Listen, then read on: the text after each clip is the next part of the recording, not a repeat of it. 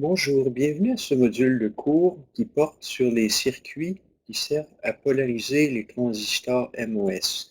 Donc, comme on l'a dit déjà plusieurs fois, un transistor qui n'est pas polarisé, en général, ça ne fonctionne pas si on veut s'en servir comme un amplificateur. Donc, pour avoir un comportement attendu correct, normalement, ça prend une bonne polarisation. Donc, quelle est l'importance? Ben, la polarisation, c'est ce qui va nous permettre d'établir un point de repos qu'on va appeler le IDQ. Q est généralement, veut dire quiescent point, ça vient de l'anglais. Donc, bien sûr, on est basé sur le livre de Cedra et Smith, puis que les schémas viennent de là le plus souvent. Donc, on va avoir des Q qui vont apparaître, donc courant de polarisation. Et puis le point de polarisation, le point de repos, détermine les caractéristiques de l'amplificateur. On a déjà vu un exemple au module de cours précédent où le gain est une fonction donc, du GM. Donc le gain d'un amplificateur est une fonction du GM du transistor et le GM du transistor dépend du courant qui passe dedans par une relation qu'on a déjà vue, le racine carrée de 4 grand K ID, où ID c'est le courant de drain. Donc éventuellement, ça détermine le courant pardon, je m'excuse, le gain de tension d'un amplificateur. Ça va déterminer aussi parfois la résistance d'entrée. Il y a donc un lien entre le gain de montage et l'impédance d'entrée. Et souvent, le point de polarisation va influencer, déterminer la résistance de sortie. Donc, pour que le comportement d'un transistor MOS soit dans- monté dans un amplificateur soit reproductible et prévisible, le IDQ doit rester aussi constant que possible en fonction de conditions changeantes. Les conditions changeantes, ça peut être, par exemple, la température, ça peut être le fait de substituer un transistor MOS à un autre transistor MOS. Par exemple, quand vous faites en fait un circuit en production, c'est toujours intéressant la première fois, si jamais vous le faites, que vous allez mettre en production un système et où vous allez vous retrouver à faire 100 copies d'un même montage, puis d'un montage à l'autre, vous changez le transistor et vous espérez que le montage va se comporter correctement, idéalement sans qu'un humain n'intervienne, sans qu'un humain n'ait à donner un tour de potentiomètre pour placer le circuit au bon endroit. C'est le genre de choses qu'on peut faire dans un laboratoire d'électronique de base, mais qui est évidemment à proscrire dans un circuit de base, un circuit qui se veut accessible et à bas coût. Dans certains cas, oui, on va mettre des potentiomètres quand on cherche à compenser une calibration ou quand on a vraiment un circuit, un montage qui est extrêmement sensible, mais normalement, c'est à proscrire, c'est à éviter dans un montage de production. Et pour ça, ça vous prend une polarisation qui est stable et prévisible. Donc, un choix de point de repos adéquat est crucial parce qu'il va aussi déterminer le niveau de distorsion. On ne l'a pas fait encore beaucoup dans le cours et en général, ça c'est quelque chose qui est assez difficile de voir, difficile pour les étudiants, voir à partir de quelle amplitude un montage va entrer en distorsion. Donc un amplificateur va entrer en distorsion. C'est des choses sur lesquelles on va revenir. Donc, les effets que l'on constate sur le gain du transistor, donc le K, si le ID du transistor, le courant de drain, c'est K fois VGS moins VT au carré, donc le paramètre K influence le courant de drain et va influencer tout ce qui s'ensuit. Le VT du transistor est aussi variable d'un transistor à l'autre et l'un comme l'autre des deux paramètres dépendent tous deux de la température. Et par exemple, quand on regarde l'effet de la température sur la polarisation, donc on ne voudrait pas qu'un montage fonctionne correctement à température ambiante, Et quand, par exemple, s'il s'agit, d'une radio, s'il s'agit, d'une interface, ou d'un amplificateur qu'on met pour un capteur, par exemple, dans une voiture laissée au soleil, ben, on peut très bien avoir une portion, de la voiture qui, en été, va monter à 60-70 °C. Et d'autre part, on sait bien qu'ici, au Canada, si on laisse notre voiture, dehors, ben, il peut arriver par un bon matin, d'hiver, que notre circuit soit confronté à une température de -20, -25, voire -30. Et donc, on doit concevoir des montages qui vont continuer à fonctionner, par exemple, de -30 à +50, +60. Intéressant de savoir que quand vous achetez des circuits intégrés basés sur des MOS, la plage de température, spécifiée normalement pour les MOS, les circuits basés sur des MOS, elle est de -40 à +85. En fait, c'est le reflet du fait que les circuits à MOS peut-être, supportent un peu mieux les variations de température que les circuits bipolaires. Donc, c'est plus facile d'arriver à faire des circuits intégrés que l'on commercialise largement et que l'on commercialise avec une plage de spécifications acceptées d'entrée de jeu qui va de -40 à +85. Et ces variations de température vont venir influencer tous les paramètres et on s'attend donc qu'il y ait des variations. Une des choses qui est connue, c'est le changement de seuil d'un transistor avec la température. Typiquement, cette valeur tend à être un invariant, un peu comme le delta VBE en fonction de dt, ben, le delta VT en fonction de t tend à être un invariant technologique d'une technologie à l'autre, d'un transistor à l'autre, qui est d'environ -2 millivolts par degré Celsius. Cette propriété est d'ailleurs utilisée dans bien des cas pour fabriquer des thermomètres électroniques.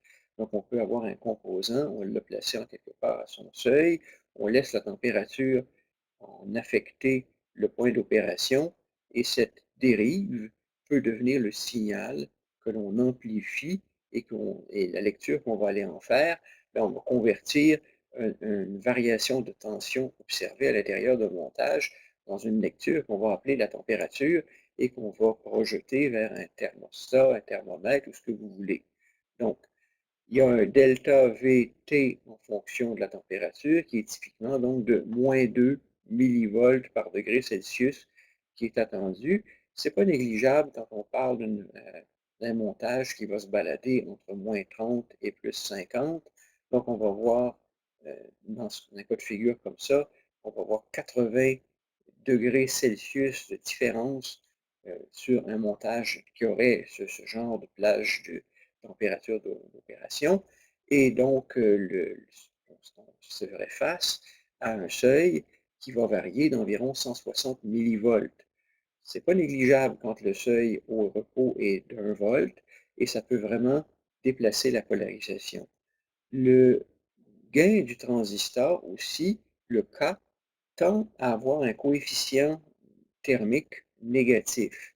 Donc, je dis tend, il faut faire attention, c'est pas toujours le cas et c'est moins un invariant, mais normalement, la plupart des circuits MOS, sauf certaines technologies très récentes et très avancées, ont tendance à avoir une réduction du courant dans le transistor avec la température. Donc, de façon usuelle, le plus fréquemment, vous allez vous retrouver avec un delta K avec T qui est négatif. Donc, ça implique que quand le transistor chauffe, le gain du transistor va avoir tendance à décroître et donc ça va se traduire par typiquement une réduction du courant qui passe dans le transistor.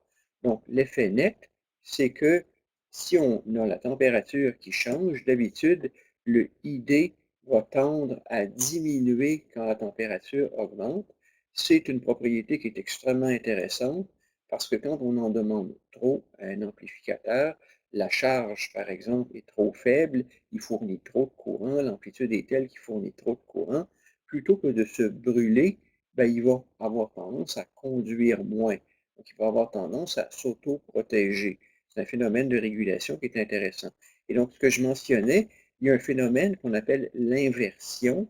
Et l'inversion de cette caractéristique se produit typiquement autour d'une longueur de grille, de longueur de canal, pardon, de 90 nanomètres. Donc, les transistors que vous allez utiliser de façon usuelle au laboratoire, notamment les transistors discrets, typiquement ont des longueurs de canal plus grandes que ça, et toutes les technologies ultérieures, donc 65 nanomètres en descendant, aujourd'hui on est rendu à 7 nanomètres. Donc, depuis cette technologie à 90 nanomètres, il y a eu le facteur d'inversion, et là, ce n'est plus vrai que delta K est négatif. Delta K peut devenir positif quand on est dans des technologies très fortement réduites d'échelle. Donc, le coefficient thermique négatif est un avantage pour des circuits basés sur des transistors MOS par rapport aux BJT qui normalement ont un delta IC sur DT qui est positif. C'est donc dire qu'un circuit avec BJT, quand je le fais chauffer, il a tendance à conduire plus et ça peut s'emballer un effet du type parce qu'il fait chaud, le circuit conduit plus, parce qu'il conduit plus, il chauffe plus, et parce qu'il chauffe plus, il chauffe encore plus. Donc, un emballement comme ça peut amener à une autodestruction du transistor. C'est vrai avec les BJT, c'est le contraire qui tend à se produire avec des circuits basés sur des MOS. Donc, on revient à notre transistor, vue 3D, vue en coupe, avec la longueur du canal. On a la largeur du canal qui est ici, nos électrodes importantes, la source, le drain et la grille. Et donc, ce transistor est sujet à une variabilité d'un composant à l'autre. D'où viennent les variabilités? Ben, un des éléments importants, par exemple, c'est cet oxyde ici. Cet oxyde, sur des technologies un peu plus anciennes, pouvait avoir 100 nanomètres, 200 nanomètres d'épaisseur, disons 100 nanomètres. Et si vous voulez vous faire une tête, on considère qu'il y a environ entre 2 et 3 plans d'atomes, ça dépend du matériau. Donc, pensez en termes de 3 plans d'atomes par nanomètre. Donc, 100 nanomètres, c'est comme 300 plans d'atomes. Ça va bien, c'est relativement reproductible et ça se fabrique bien. Maintenant, si on s'en va dans des technologies avancées, une des choses qu'on a fait dans les technologies avancées pour préserver les caractéristiques recherchées d'un transistor MOS, c'est qu'on a aminci cet oxyde ici. Puis dans une technologie avancée, il est commun de voir des oxydes ici qui ont une épaisseur de moins de 5 nanomètres, disons 5 à 7 nanomètres. Si on est à 5 nanomètres, on est rendu à 15 plans d'atomes. Donc 15 plans d'atomes, vous vous doutez bien que s'il y a une variation lors de la fabrication du composant, 15 plans d'atomes ou 16 plans d'atomes ou 17 plans d'atomes, c'est assez difficile à contrôler. C'est très possible d'observer ça. Et ce que ça va faire, c'est que le seuil du transistor va varier, il va fluctuer. Donc, d'un composant à l'autre, on va avoir des variations paramétriques. Donc, en plus de la température, d'un transistor à l'autre, les transistors ne sont pas exactement pareils. Il y a aussi une autre chose qui va varier d'un à l'autre, c'est les niveaux de dopage. Donc, et soit le dopage intrinsèque que l'on met dans le canal, soit le dopage que l'on vient mettre par implantation ionique pour venir corriger le seuil. Mais ça, ce sont toutes des étapes d'un procédé de fabrication qui sont sujettes à de la variabilité. Donc, et ça, c'est important parce que contrairement au VBE d'une diode au VBE d'un transistor bipolaire qui correspond à la caractéristique d'une diode et qui est un invariant technologique pour toutes les technologies, dans le cas qui nous intéresse, ben là, on est en train de lister un ensemble de propriétés qui font que le gain d'un transistor d'un spécimen à l'autre va varier. Donc, le gain va varier d'un spécimen à l'autre, le seuil va varier d'un spécimen à l'autre. Donc, quand on le fabrique, la c'est une autre des choses aussi que je voulais dire, c'est que cette longueur de grille qui est ici, si on est en train de parler d'une technologie à 10 nanomètres, ben, il y a 30 plans d'atomes entre le drain et la source. Et là encore, et on quand on fabrique ça, on pousse vraiment loin la lithographie. Ce sont des sujets, sur lesquels je ne veux pas développer ici, mais vous pouvez imaginer que le bord du canal est en fait pas complètement droit. Il peut être un peu rugueux, il peut varier, et donc la longueur du canal a une certaine rugosité. Plus le canal est long, moins il est variable, mais plus il est gros. Donc, ce qu'on va vouloir faire dans la pratique, c'est qu'on va vouloir le faire généralement le plus petit possible, et quand il va devenir petit, la longueur du canal va varier, l'épaisseur de l'oxyde, Tox, oxide thickness, donc le Tox va varier, le W va varier un peu, et donc les caractéristiques du transistor peuvent varier. Donc les procédés de fabrication des MOS entraînent une certaine variabilité, puis quand on prend un montage où il y a un transistor MOS, puis quand on en met un autre, bien, il y a à l'intérieur d'un circuit intégré, il y a un certain degré d'appariement entre deux transistors, mais dans les transistors discrets, c'est beaucoup, beaucoup plus délicat. Donc, quand vous allez prendre par exemple un VN2222 au laboratoire, vous en prenez un, vous en prenez un autre, pensez pas qu'ils ont le même seuil et qu'ils sont bien appareillés. Les caractéristiques d'un spécimen à l'autre, d'un transistor discret comme le VN2222, changent pas mal et il faut apprendre donc à gérer cette variabilité dans les montages. Donc, revenons aux bases. Donc, on a vu ce transistor et là, on vous le met dans une posture pour parler de polarisation.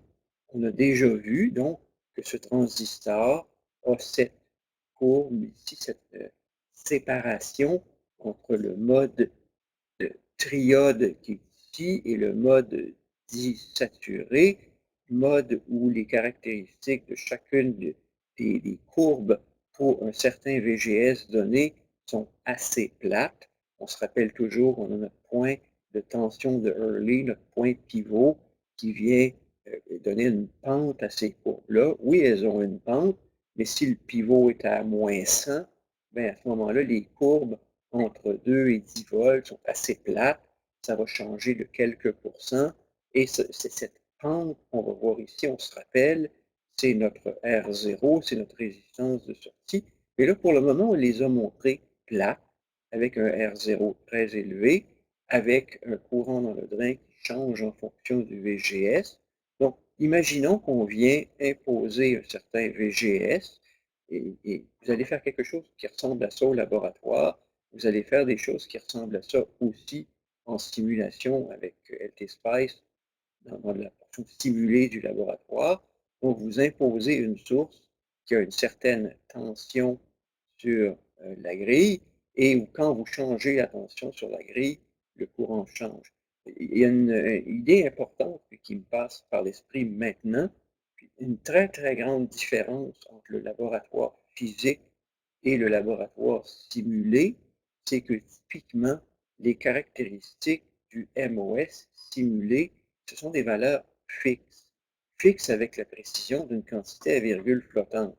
Et quand vous mettez un montage avec deux VN2222 simulés et que vous ne dites pas à l'outil de simulation, ben fais-moi donc un Monte-Carlo en faisant fluctuer les différents paramètres du transistor, ben les deux transistors vont être mathématiquement pareils à la précision d'un nombre en virgule flottante double précision.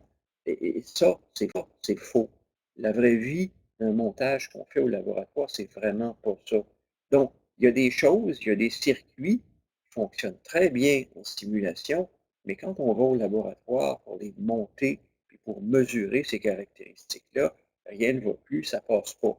Parce que le circuit est trop variable et on aurait pris des montages qui, par exemple, ça, c'est un montage qui serait déconseillé pour la polarisation parce que si vous avez une variation du seuil qui est ici, ben, les courbes vont changer du tout au tout, le point d'opération aussi, puis le point de repos sur le drain aussi. Mais laissons le cas de figure de la variabilité de côté pour quelques minutes. Imaginons qu'on a ce transistor qui est caractérisé par cette famille de courbes. Vous allez faire ce genre de mesure-là au laboratoire. Comme on avait fait pour le transistor bipolaire, on peut revenir avec notre technique. On peut toujours, ça marche tout le temps, la technique de la droite de charge. Donc, imaginez que VDD est égal à 10 volts. Vous mettez un point à 10 volts ici. Bien, la courbe, la droite qui est ici, c'est essentiellement VDD moins RDID. Donc, VDD moins RDID, c'est une courbe, c'est une droite, pardon, qui correspond à la droite de charge, qui correspond à la chute de tension dans ce transistor. Et le point d'intersection entre cette droite de charge et la famille de courbes pour le transistor aux différentes tensions sur la grille pour un spécimen donné, ben, ça vous donne essentiellement le fonctionnement, le point d'opération du, euh, du montage, qui est Q. Puis ensuite, quand vous allez mettre un signal à l'entrée, ce qui va se passer, c'est que vous allez essentiellement vous déplacer sur cette droite de charge, un peu comme si ceci est une baguette rigide et que vous veniez mettre un curseur.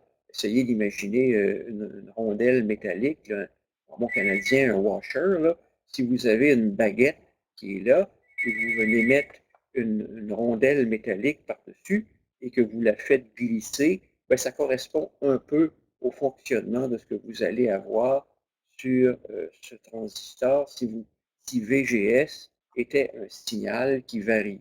Mais si petit v, petit g, petit s est un signal de magnitude 0, vous allez vous retrouver au point de repos, point Q, qui est déterminé par V grand G grand S. Donc, si vous mettez un signal, pardon, signal à l'entrée, un signal d'entrée, si le signal d'entrée change, VGS change, vous allez vous déplacer sur le curseur et ça va vous donner un signal en sortie.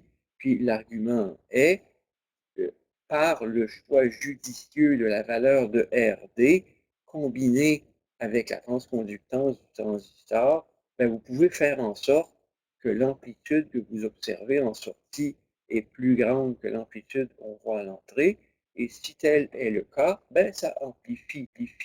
C'est exactement comme, dans ce cas-ci, c'est comme un montage émetteur commun. On appellerait ça un montage source commune. On va réanalyser l'amplificateur en source commune comme un amplificateur. Là, on parle de son point de repos. Donc, dans ce cas-ci, on essaie de choisir un point de repos qui est centré. L'idée de choisir un point de repos qui est centré entre ce point et ce point, pourquoi on essaie d'éviter d'aller plus loin?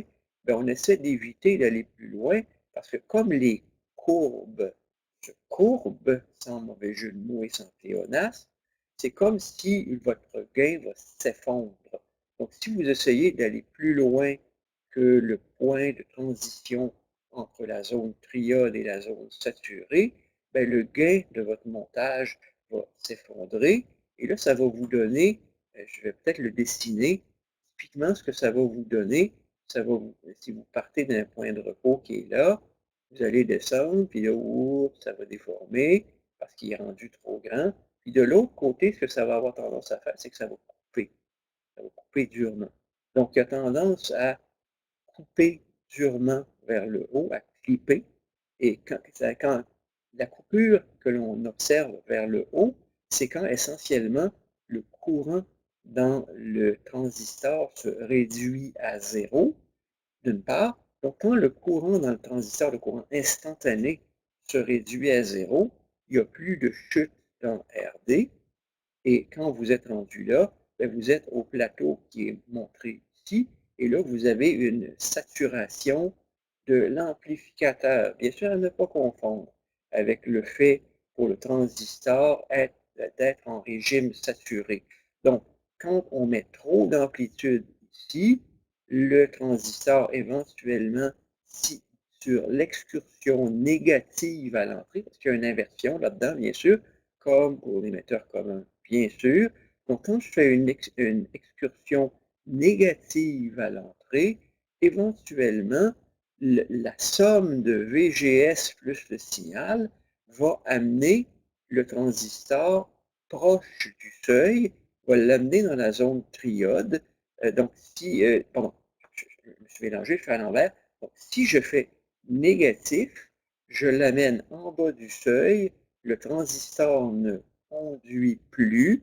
À ce moment-là, ça ici, cette zone-là, vous allez y arriver essentiellement quand le transistor est amené en dessous de son seuil. Et dans les excursions positives, donc je devrais le faire parce que probablement ça devient pas clair. Ça ici, ce serait VD et je vais venir changer de couleur pour la clarté des choses. Mettons que je fais ça et j'aurai un signal à l'entrée. Donc, je m'en vais ça sélectionner. Donc, essayez d'imaginer que j'ai un signal à l'entrée. J'ai un signal à l'entrée. Le signal en sortie, c'est son inverse, le montage inverse. Donc, quand j'ai une excursion positive à l'entrée, éventuellement, ce que ça fait, c'est que le transistor conduit plus, donc le gain, donc notre curseur, donc quand le transistor conduit plus, on s'en va là, puis éventuellement, on touche la zone de transition entre la région triode et la région saturée. Et quand on fait ça, cette zone-ci va se déformer. Elle va s'arrondir, mais elle va s'arrondir typiquement de façon assez mollement. Elle va pas clipper. On ne va pas voir une saturation de la sortie très dure, mais on va voir un arrondi. Ça va être une distorsion. Si vous voulez de l'audio de qualité, bien sûr, vous n'accepterez pas d'aller là parce que ça va complètement déformer la musique, la voix, ce que vous voulez. Puis à l'autre extrême, comment on se rend là? Ben, c'est quand le signal est négatif et que la somme de VGS, la polarisation, plus le signal, devient en bas du seuil de ce transistor, ben, il n'y a plus de courant dans le transistor, le petit I grand D devient 0, la chute à l'intérieur de la diode, de la résistance devient 0, le transistor clip, et si vous mettez un signal qui serait, si vous mettez, je vais changer de couleur, si je mettais un signal, si je me mettais, je vais faire ça dans ce médium-là, si je me mettais un signal qui serait encore plus grand à l'entrée, si je me mettais un signal qui est encore plus grand à l'entrée, avec le même gain pour le montage, je vais changer de couleur. Et donc, mettons, je m'en vais ici. Bien là, je vais me retrouver avec un montage qui a plus de gain. Puis la tension de coupure, la tension d'écrêtage dur va être la même. Et c'est quoi la tension d'écrêtage dur? Bien, la tension d'écrêtage dur, c'est quand le petit I grand D est ramené à 0 et que essentiellement la tension au drain colle à VDD. Donc, ça, c'est fonctionnement en mode amplificateur. Et donc, si vous voulez avoir un signal qui va être, et c'est ça qui est l'idée, et c'est ça qui est le point de cette planche-là, je vais changer de couleur encore, 30 secondes, on revient ici. Donc, si j'ai un si j'ai un point Q qui est centré, l'amplitude qui est ici, l'excursion vers le haut et l'excursion vers le bas pourraient se retrouver d'amplitude égale. Et si vous faites ça, ben, c'est là que vous allez pouvoir passer le plus grand signal. Ce serait une polarisation qui est centrée. Donc, si on retourne ici, on dit, en résumé, le point de repos est généralement choisi au centre de la région de saturation pour maximiser la plage dynamique utile du circuit. Donc, puis, ça, ce serait le cas de figure, par exemple, et ramenez-vous toujours à votre question de droite de charge. Vous observez ici que dans cet exemple, on a pris un point de repos, pardon, une alimentation à 20 volts, et on a mis une valeur de résistance qui est plus grande, et là, on a une chute dans RD qui est plus grande. Par exemple, on aurait ici 20 volts et on aurait ici 5 volts. Ben, en faisant ça, on a 15 volts vers le haut, puis seulement 5 volts vers le bas. Donc, si le code véhicule, ça c'est ici j'ai 20 volts, ça, ben ici, en fait, j'aurais dû regarder mon exemple, là. On me dit ça c'est 4 volts, puis j'ai mon point de période. Ben, effectivement, on va avoir une saturation, et c'est ce qu'on vous montre ici. Bon, là, il y a quelque chose qui en fait, ce schéma-là ici, le schéma que vous avez ici, ne correspond pas du tout à la réalité de ce qui va se passer. Cette courbe, elle est fausse et elle reflète un manque de compréhension de la personne qui a fait le dessin, qui n'a peut-être pas réfléchi assez longuement avant de faire le dessin. Ce que je vous ai dit à la planche précédente, c'est que ça va avoir tendance à saturer, à s'arrondir mollement, puis de l'autre bord, ça va avoir tendance à clipper durement. C'est ce qui va se passer. Donc, le schéma qui est schéma, c'est le schéma de Cedray-Smith. Je ne peux pas le changer, je ne peux pas changer ce qui est dans Cedray-Smith, mais effectivement, la forme d'onde qui est montrée ici pour un signal à l'entrée, en fait, là, le signal à l'entrée n'était pas une sinusoïde. Mais en réalité, ce qui va se passer quand on a un signal trop grand, c'est qu'on va avoir une saturation de la sortie qui est molle du côté triode et dure du côté coupure, mais le message est le même. Il y a deux tensions extrêmes à partir desquelles le montage ne fonctionne plus essentiellement. Donc, euh, pour revenir à ce que ça essaie de dire, c'est qu'un choix dit inadéquat, moins heureux du point de repos a pour conséquence que la distorsion va se produire plus tôt d'un côté que de l'autre. Donc, l'amplitude du signal que je peux propager côté positif et côté négatif n'est pas la même. Ça ne veut pas dire nécessairement que c'est pas bon. Je ne suis pas tout à fait d'accord avec le commentaire que c'est inadéquat. Peut-être que c'est ça qu'on veut.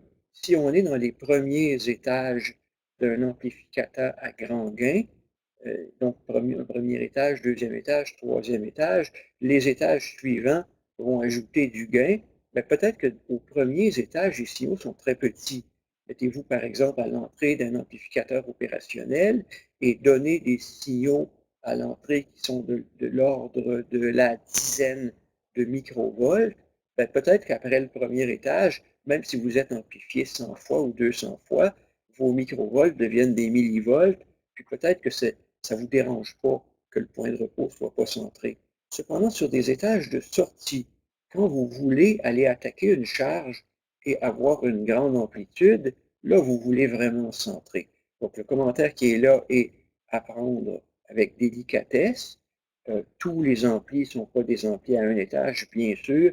Dans la vraie vie, c'est au cours d'électronique de base, on fait ça des amplis à un étage, mais dans la vraie vie, on va généralement avoir plusieurs étages dans un amplificateur et c'est pas grave, même si la polarisation n'est pas centrée sur les premiers étages d'un amplificateur où les signaux sont petits, mais sur les derniers étages d'un amplificateur, là où les signaux veulent devenir grands, on a avantage à centrer l'excursion positive possible et l'excursion négative possible au drain, de manière à permettre un signal ici qui serait aussi grand d'un côté que de l'autre.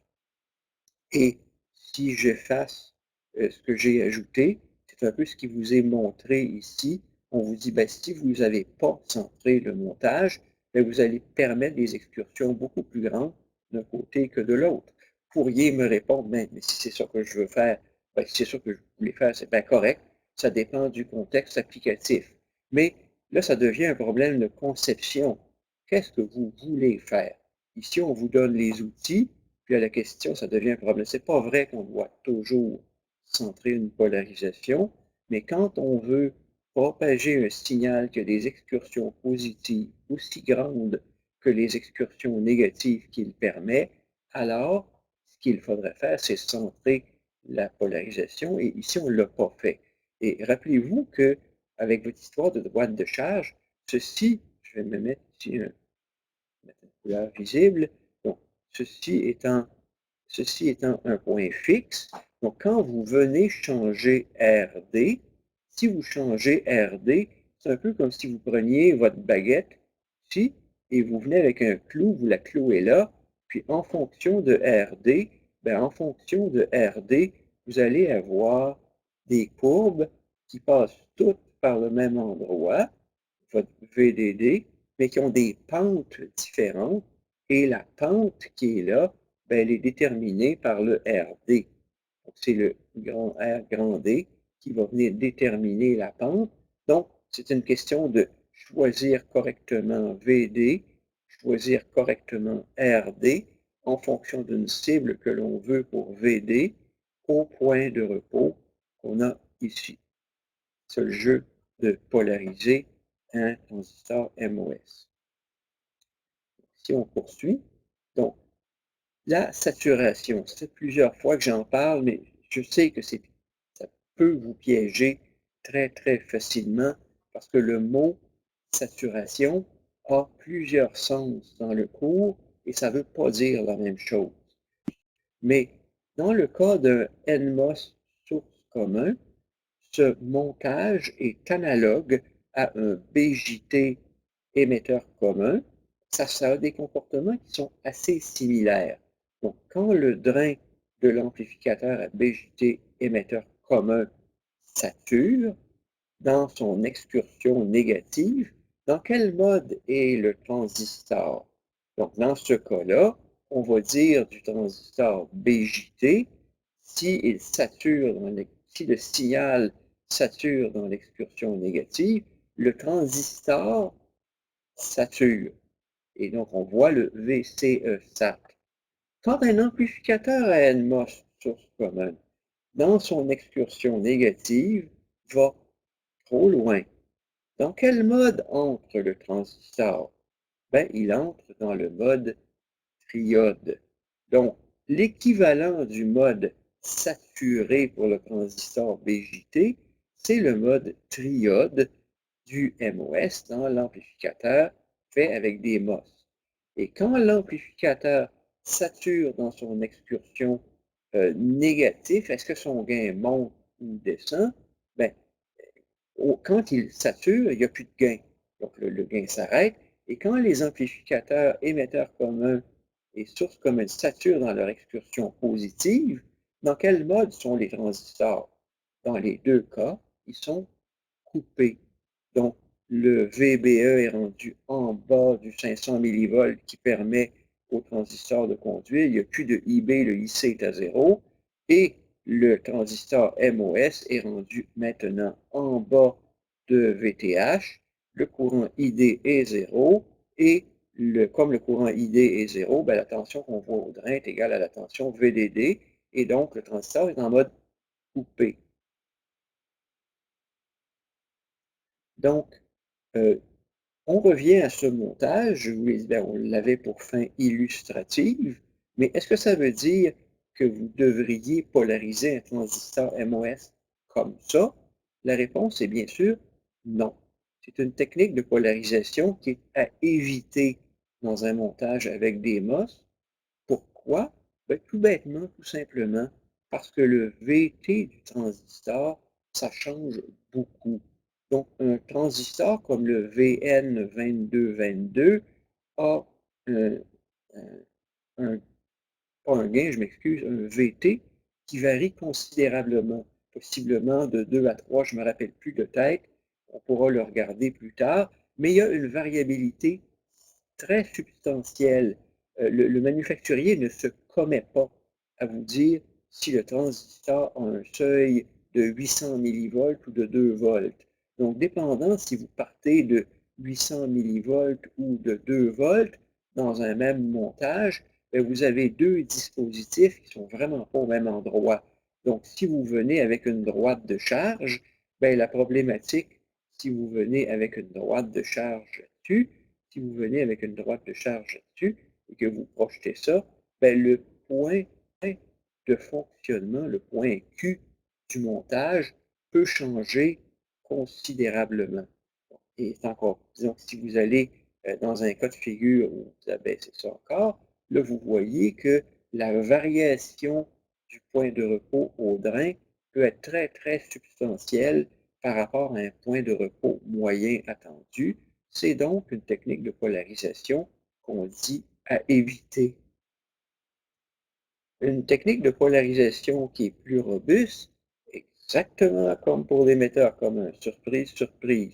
Quand on met une résistance de source, donc on met une résistance de source de la même façon qu'on aurait mis une résistance d'émetteur, et le montage source commune est comme le montage émetteur commun.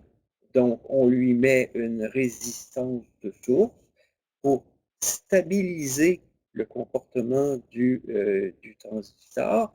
Puis là, à ce moment-là, quand on part de V grand G, ben V grand G, ça va être VGS plus RSID. Donc, en ayant une proportion substantielle de, la, de VG qui est en fait investi dans une chute de tension dans RS, alors les fluctuations, variations que vous allez avoir sur le VTH de montage à l'autre vont pas être aussi graves en termes de changer, faire varier le comportement du transistor. Donc, vous allez avoir une plus faible variation de IDQ quand on prend un transistor MOS puis qu'on en met un autre, ou par exemple, on aurait un seuil qui est à 1 volt, on va avec un seuil qui est à 2 volts, mais on part d'un VG, disons, qui est de 5 volts, avec 3 volts de point de repos nominal dans la résistance de source. Donc, si on calibre pour 3 volts de chute dans la résistance de source quand on a un seuil de 2 volts, si on avait un seuil de seulement 1 volt, ben, il y aurait envie d'avoir ici un seuil de moins que ce que vous avez sur la grille, et le delta VTH va avoir envie de se refléter directement sur la tension que vous voyez au travers de la résistance. C'est pas aussi simple que ça. Là, je viens de faire un raisonnement comme si le VTH était le VBE des transistors bipolaires. C'est en première approximation un peu ça, mais c'est trop rude comme analyse. On va faire l'analyse un petit peu plus tard et vous allez voir, et je vous l'ai déjà dit au module de cours précédent, vous ne pouvez pas vous y échapper avec un MOS. Il faut toujours aller résoudre la quadratique parce que, en général, le delta VGS qui est requis pour avoir le point d'opération que vous voulez, il n'est pas zéro. Donc, il y a vraiment un delta VGS qui va être, qui va être déterminé par l'environnement, la polarisation et le montage. Donc, un transistor MOS avec une résistance de source. Puis là, on regarde de quoi ça a l'air dans des montages pratiques. Bien là, on a notre classique montage en échelle et très, très grande similitude entre le montage similaire avec un transistor bipolaire. Et une fois qu'on a compris et qu'on a bien intégré, on dit, mais diable, c'est exactement la même chose. Je vais avoir RG1, RG2, qui par un Thévenin équivalent va me donner un VG, et le VG, ça va être RG2 sur RG1 plus RG2 fois le VDD. Donc, je viens d'imposer un certain VG, et ayant imposé ce VG, ben, je vais avoir une différence de tension, mais je vais avoir une chute de tension dans le RS. On va faire les équations à la planche suivante. Mais donc, c'est une polarisation par un montage en échelle qui est très classique et commune, parce que d'habitude, et ça, c'est une autre polarisation, il y a une résistance de moins, mais qu'est-ce qui coûte cher? Une résistance ou un bloc d'alimentation? D'habitude, le bloc d'alimentation est pas mal plus coûteux dans un système électronique, donc on va privilégier des montages normalement à une seule alimentation, et ça, ce serait selon moi préférable. Cependant, ça aussi, c'est également bon, sous l'angle de la polarisation du MOS et de la stabilisation de la polarisation du MOS. Il n'y a pas de problème et ça va très bien de dire je vais avoir plus 10 volts, moins 10 volts, puis je vais consacrer un 8 volts de chute dans RS pour un transistor qui va avoir un VGS autour de 2 volts pour me donner un point de repos. Et comme j'ai une chute de tension substantielle à l'intérieur de RS, ben, les fluctuations, variations que j'aurai sur le VGS vont s'en trouver amoindries, atténuées, et ça vous donne un montage qui est moins sensible aux variations de VTH. C'est ce que ce graphique-là essaie de vous dire. Je dois vous dire que ce graphique-là n'est pas si parlant que ça pour moi, donc il n'est peut-être pas si parlant que ça pour vous. Donc, dans ce montage, on est au niveau d'une rétroaction par la résistance RS. Donc, on va faire une discussion, une analyse. Supposons un événement. Quelque chose a pour conséquence que ID augmente. Quoi? Variation de température, le gain du transistor est plus grand, ce que vous voulez. Donc, imaginez qu'il y a un delta ID positif.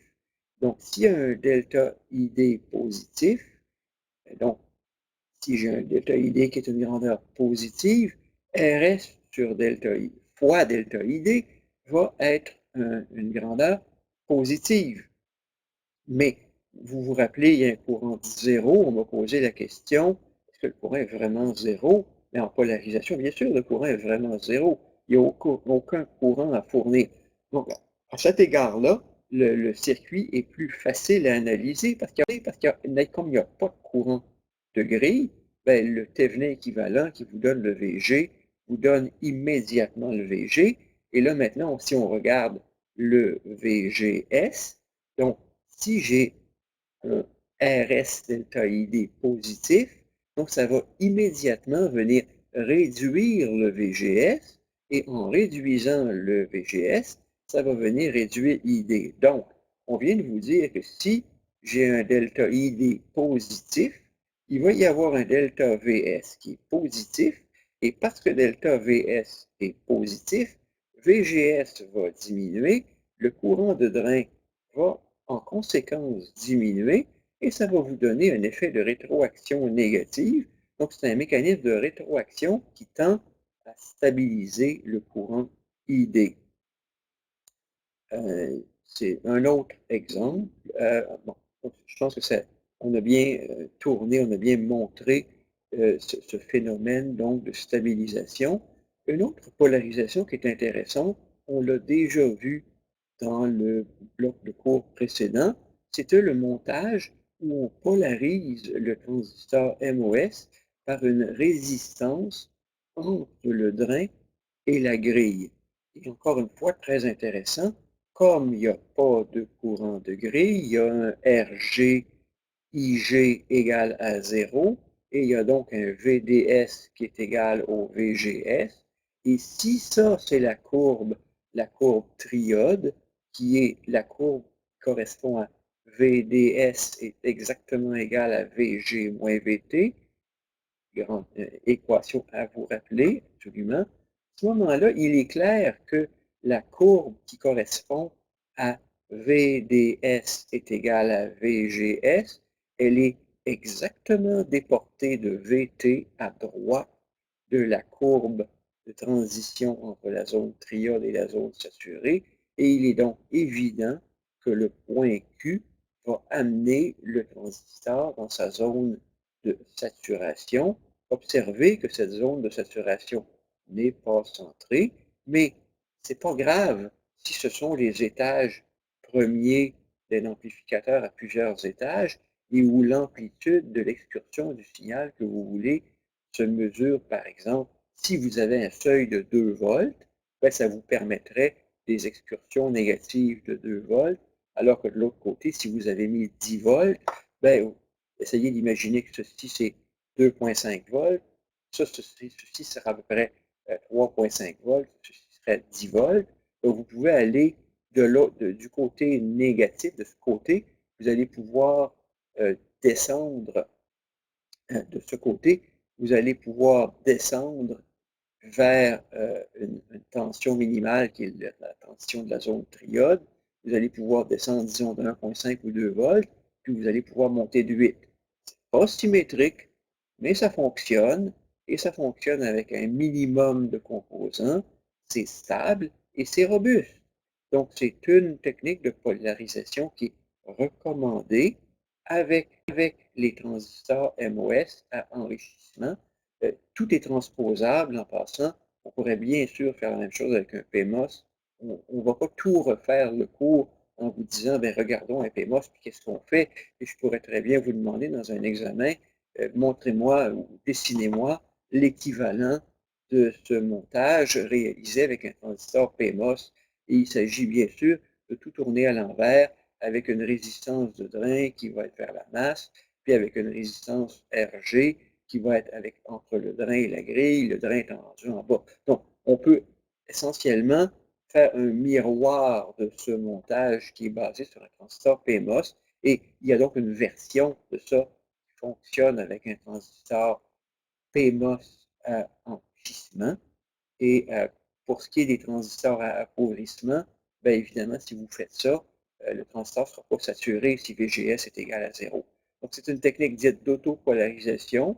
Et donc, dans cette zone, bien, les excursions positives en sortie permises vont être beaucoup plus grandes que les excursions négatives permises sur un cas de figure comme qui vous est montré maintenant. Si on poursuit, donc, une rétroaction par la résistance. Et là, j'y vais dans un mode question.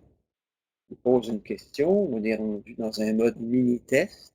Pouvez-vous choisir RD et RG de telle sorte que cet amplificateur sature sans qu'on y applique un signal sur la grille?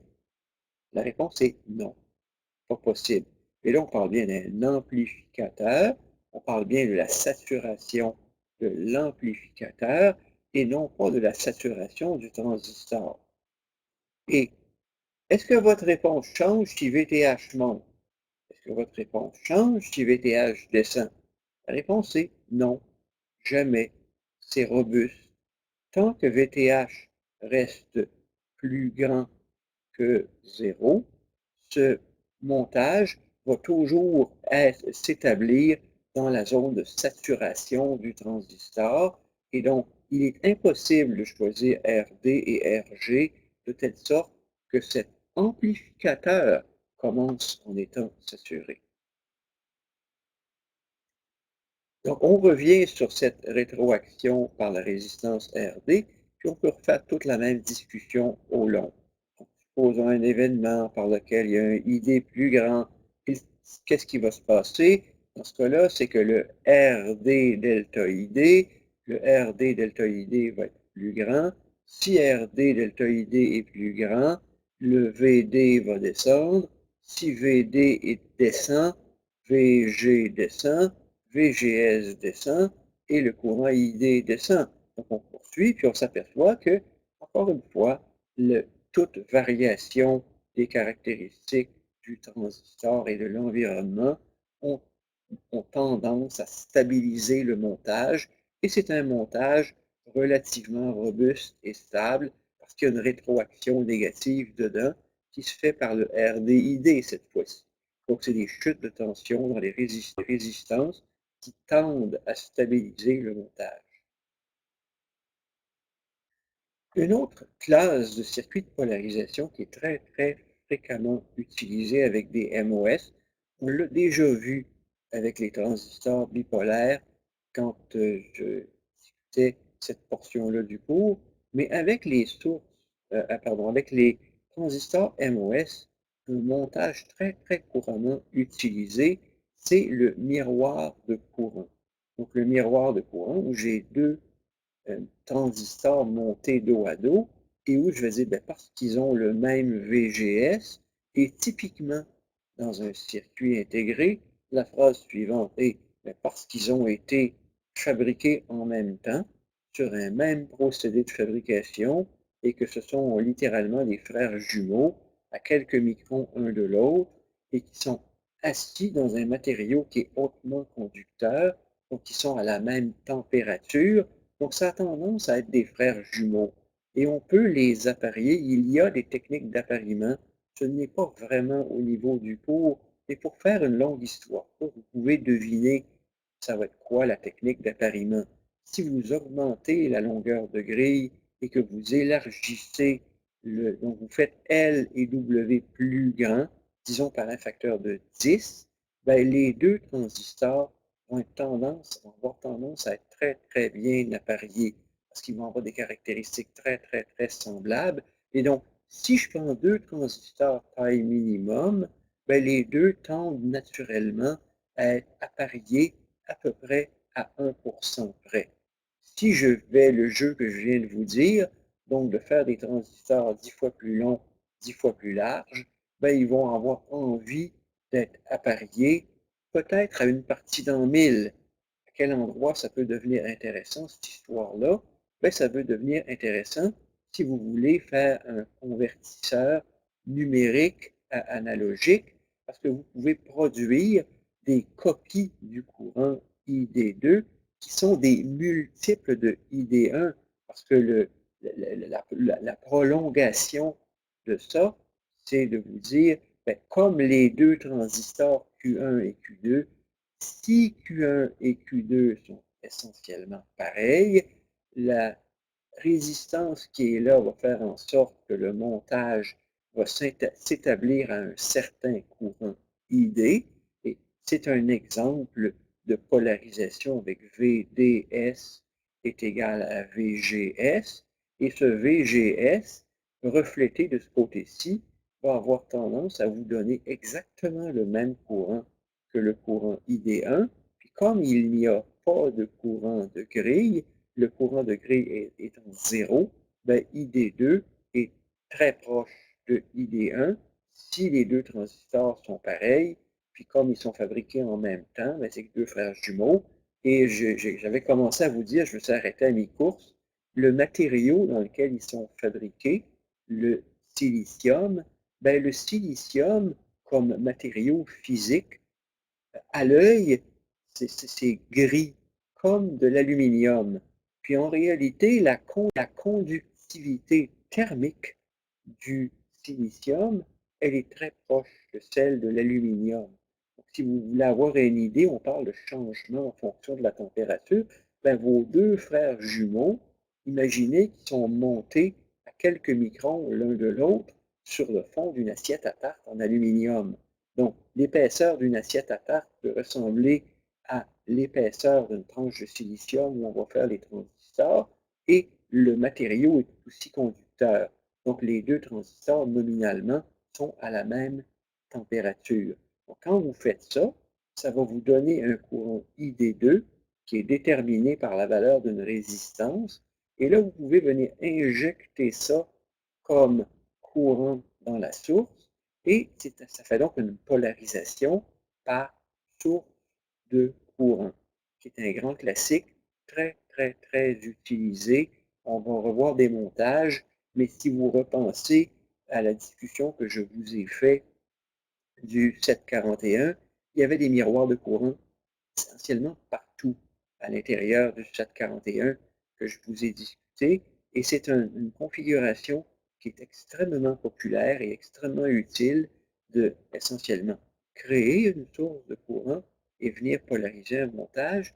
Je vais juste compléter l'idée que je vous ai dite il y a 2 minutes. Essayez d'imaginer que vous venez mettre en parallèle avec Q2 un Q3 qui serait un autre frère jumeau, et que vous venez en parallèle avec Q3 mettre Q4, un autre frère jumeau, et que vous les mettez comme ça, et que vous venez les relier comme ça, et qu'en haut, vous mettez un interrupteur commandé par un signal. Et si vous avez ce transistor, qui est un jumeau de Q2, et ce transistor qui est un autre jumeau de Q2, ceci va vous donner un courant de 2 fois I. Et si vous venez mettre ici aussi, je retourne ici, si vous retournez ici, mettre un autre commutateur et que vous voulez court-circuiter les deux ensemble, ben voici votre premier convertisseur numérique à analogique, où ça, ce serait ceci, ce serait le bit de poids faible, ceci, ce serait le bit de poids fort, et ça vous donne maintenant un convertisseur numérique à analogique de 2 bits. Là, je vous dis, êtes-vous capable de m'en faire un 3 bits? Ah, ben regardez, rendu là, on va mettre 4 transistors en parallèle. Oui, ça fait beaucoup de transistors, monsieur. Oui, dans un sac, un VN 2222 coûte 50 sous, mais dans un circuit intégré, si ça me coûte 1 $ par dizaines de millions de transistors, et vous voyez que mon transistor, il me coûte 1 microsou. Donc, à rajouter des transistors dans un montage, multiplier le nombre de transistors pour arriver à la fonction que vous voulez, ça va très bien, il n'y a aucun problème. Et si on retourne à la base de cet exemple, juste pour se résumer,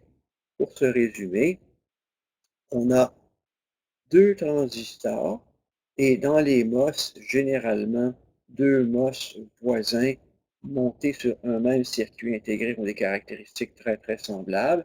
On prend une résistance et le courant qu'on a mis, qui devient le courant de référence, qui passe dans IDS1, a tendance à être répliqué de façon identique dans IDS2 et ça nous donne une source de courant qu'on peut maintenant venir injecter dans la source d'un transistor et ça ferait un montage qui serait une polarisation robuste par laquelle on pourrait venir donc construire des amplificateurs avec une polarisation par source de courant et c'est un montage qui est très très populaire, très fréquemment utilisé. Donc, si on revient, analyse de ce circuit, ben, on dit si j'ai le transistor Q1 qui est décrit par grand K étant 1,5 de Kp fois W1 sur L1, puis K2 qui est 1,5 de Kp fois K'Kp fois W2 sur L2, et si j'ai Kp égale Kp, W1 égale W2, L1 égale L2, alors vous voyez que essentiellement, si Q1 et Q2 sont construits en même temps sur le même substrat, les deux courants sont très, très, très semblables et on va avoir tendance à avoir un I0. En fait, si les deux transistors ont exactement les mêmes caractéristiques, alors ID2 va donner exactement le même courant que ID1. C'est le principe, c'est l'analyse de la source de courant miroir. Donc, euh, je vous l'ai dit, je vous ai donné la réponse, je vous le laisse comme un exercice. Modifier ce circuit pour avoir 2 fois le courant. Modifier le circuit en ajoutant un transistor pour qu'il produise 2 courants. Je vous ai montré comment faire. Modifier le circuit pour qu'il produise 4 courants. Un de valeur 2, un de valeur 4, un de valeur 8, en plus de votre courant de référence. Une fois que vous avez ça, ben, mettez-vous un commutateur et puis combiner ça par une somme de Kirchhoff, le nœud de courant de Kirchhoff. Les courants s'additionnent à un nœud, ils s'additionnent exactement, sans perte et sans erreur, et donc le courant de référence pourrait donc être C0 plus 2 fois C1 plus 4 fois C2 plus 8 fois C3, et donc à ce moment-là, avec mes 3 signaux de commande, ça me fait un convertisseur numérique à analogique de 4 bits. Donc, dépendant des valeurs logiques que vous allez mettre entre C0 et C3. Donc, c'est une application du miroir de courant et c'est vraiment un circuit qu'on utilise pour faire des convertisseurs numériques à analogiques de précision. Et si vous ne faites rien de particulier, vos transistors sont appariés à 1%. Et si vous voulez faire des convertisseurs 12, 13, 14 bits, ben là, il faut travailler pour que vos transistors soient mieux appariés. Et ça devient au-delà du niveau de ce cours. Et je vous ai dit c'est quoi la solution. On va faire des transistors dont la longueur de grille et la largeur du canal sont plus grandes de manière à ce qu'ils soient naturellement mieux appariés. Ils sont plus gros, mais c'est plus précis. Donc, on va dans l'univers des compromis entre dépenser de l'air d'un circuit intégré pour obtenir une caractéristique. Évidemment, si ce qu'on veut, c'est un convertisseur numérique analogique de précision, mais c'est ça qu'on veut. Comment le réaliser? Ben, ça va coûter plus cher, mais c'est tout. Donc, si on poursuit, on arrive dans les exemples. Donc, voici un circuit. C'est un exercice qu'on vous propose. Cet exercice, on ne va pas le résoudre au long, mais vous avez toutes les données. Prenez-le comme un exercice, puis je vais vous répéter une énième fois. Devant un exercice comme ça, si vous vous êtes jamais essayé et que vous arrivez au mini-test à l'intra ou au final et que vous n'êtes jamais essayé à le résoudre, je vous promets que vous ne serez pas capable de le faire rapidement et donc vous allez avoir une mauvaise note au test. Donc, prenez un montage comme ça, considérez que le transistor est un NMOS enrichissement, imaginez que le seuil est 0,6 volts, que le K' WL est 1 milliampère par W carré. N'oubliez pas le 1,5 avec des clignotants rouges, parce que bien sûr, on a fait exprès pour vous piéger. Puis là, on vous dit, ben, prenez lambda égale 0. C'est quoi déjà lambda? C'est le courant dans le transistor, la caractéristique de ID a un terme en 1 plus lambda VDS. C'est une autre façon d'exprimer l'effet Early. Donc, quand on vous dit lambda égale 0, c'est l'équivalent de dire négliger le R0, négliger le terme en 1 plus lambda VDS, et maintenant, bon, ben, allez-y, calculez. Comment on fait ça? J'ai fait l'exemple au bloc de cours précédent. VDD moins RID moins VGS est égal à 0. ID est égal à grand K, pas ça, mais grand K, un demi de ça, fois VGS moins VTH au carré. Vous l'exprimez, ça va systématiquement vous conduire à une quadratique qui va avoir deux solutions.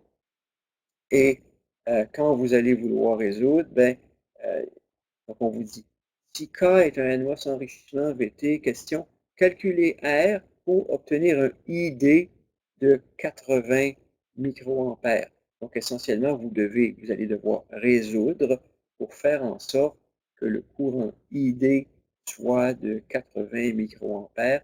Bon, je ne vais pas le faire maintenant, là, mais avec les données, voici la réponse. Et si vous voulez savoir si vous êtes prêt pour le mini-test, arrêtez le perroquet, sortez-vous une feuille et calculez cette réponse. Et là, vous allez savoir si vous êtes capable de le résoudre. Et voici la réponse. Donc, dans la même veine, on vous donne un autre problème, on vous donne 4 résistances, puis on vous donne des données d'un problème, puis on vous dit, calculez les tensions à chaque nœud, calculez les courants circulant dans chaque résistance, et donnez-moi les solutions.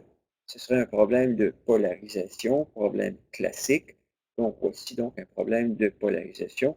Vous avez tout ce qu'il faut pour le calculer, je vous le laisse comme un exercice, il n'y a rien de compliqué là-dedans. Donc, un dernier exemple, ben, un miroir de courant. On vous donne des caractéristiques d'un transistor, on vous donne un seuil, on vous donne une résistance R qui est de 25 kΩ, puis on vous demande de calculer IDQ, calculer VDQ. Vous avez tout ce qu'il faut en main. Allez-y, go. Donc, problème, un petit exercice simple pour vous pratiquer. Si vous êtes capable de trouver les réponses, vous êtes mûr pour aller faire le mini-test. Donc, je termine ce module sur la polarisation qui est déjà devenu long, trop long. Bon, donc je m'arrête ici et je vous laisse réfléchir, étudier et faire par vous-même ces différents exercices. Merci de votre attention.